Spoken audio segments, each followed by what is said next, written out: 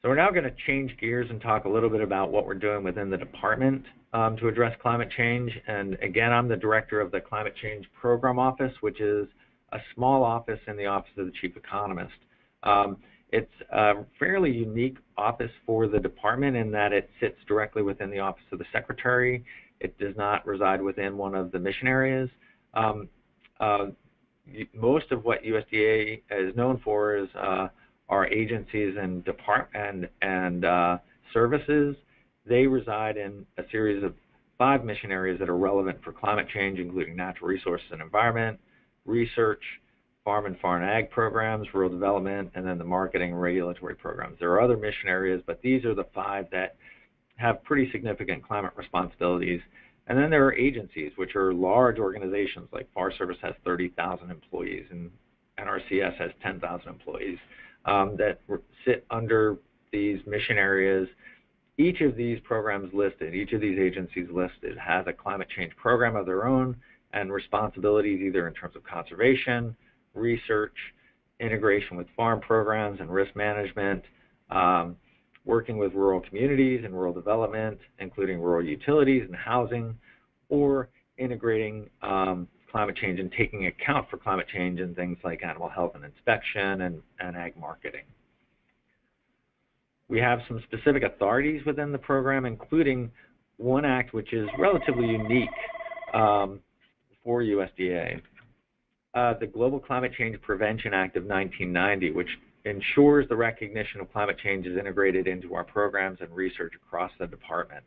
That is a relatively unique responsibility, and that's an act that's been in place really for the last 27 years now.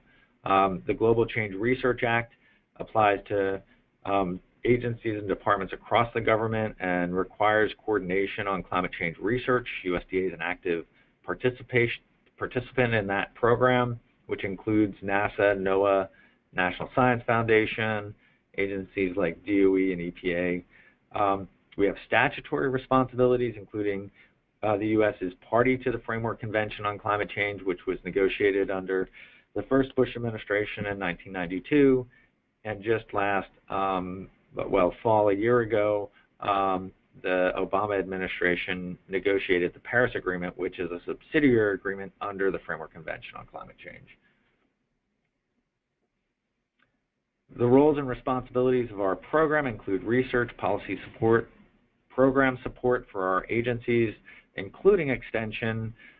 We have a role working with the State Department and international representation, both bilaterally with countries like Brazil and India and China, but also multilaterally through the Framework Convention and through work of the FAO. We provide technical support for adaptation and mitigation planning across the government. We've instituted a network of 13 climate hubs, which we're going to talk about, or 10 climate hubs. And we have a function within our office of keeping the ships running, working with all of the agencies across USDA that have climate responsibilities. A little bit on the role that agriculture plays as a source of greenhouse gases. That can be combined or kind of separated into both sources and sinks. As a sink, the land sector is a significant one. It offsets about 15% of U.S. greenhouse gas emissions each year. Most of that is within the forest sector.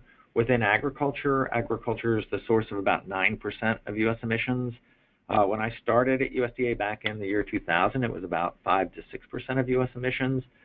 But what's happened is that other emissions actually have gone down since 2000, and so agriculture is now responsible for about 9%. A fair chunk of that is from cropland, nitrous oxide emissions from soils, and enteric fermentation and manure management from livestock, as well as a number of relatively small sources like rice cultivation and biomass burning.